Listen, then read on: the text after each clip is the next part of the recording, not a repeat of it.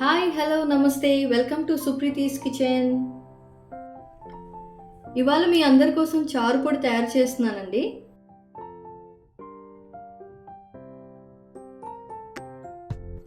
చాలామంది చారు పొడి చేసుకునే విధానం తెలిసినప్పటికీ ఇంకా మరింత సులువైన విధంగా తయారు చేయడం ఎలాగో ఇప్పుడు చూద్దాం.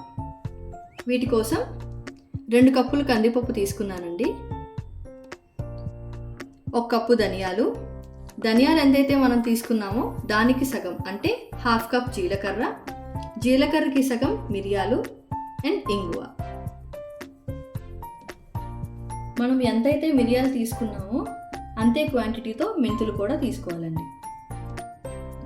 ముందు మనం ఈ కందిపప్పు తీసుకున్నాం కదండి 2 కప్పులు, అది మనం వేయించుకోవాలి. సిమ్లో పెట్టుకొని అది ఎర్రగా అయ్యేటట్టు మనం వేయించుకోవాలి.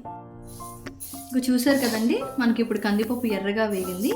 ఇప్పుడు ఇది పక్కన పెట్టుకొని మిగతా జీలకర్ర, మిరియాలు అలాగే ధనియాలు 3 కలిపి మనం ఒకసారి వేయించుకుందాం. ఇదిగోనండి, మనం వేయించుకున్న కందిపప్పును చల్లార్చుకున్నాం కదా, అలాగే జీలకర్ర, మిరియాలు అలాగే ధనియాలు, మెంతులు వాటితో పాటు కొంచెం ఇంగు వేసి వేయించుకున్నానండి. ఇప్పుడు దీన్ని మనం కొంచెం సేపు చల్లార్చిన తర్వాత మిక్సీ పట్టుకోవాలి.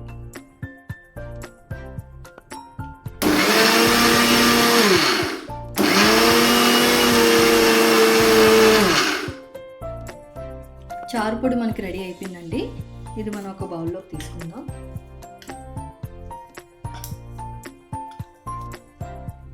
ఇక్కడ మనం కందిపప్పు ఎక్కువగా తీసుకున్నాం కాబట్టి చారు పెట్టుకున్నప్పుడు పప్పు లేకపోయినా మనకి ఇబ్బంది లేదండి. ఆ చారు ద్వారానే మనం తీసుకున్న పప్పు మన బాడీలోకి వెళ్తుంది.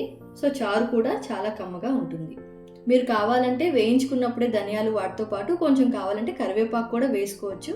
ఇంకా మనం చారు పెట్టుకున్నప్పుడు కరివేపాకు కూడా వేయాల్సిన అవసరం ఉండదు. ఈ రెసిపీ కనుక మీకు నచ్చినట్లయితే లైక్ చేయండి, షేర్ చేయండి అండ్ సబ్స్క్రైబ్ చేయండి. Thank you.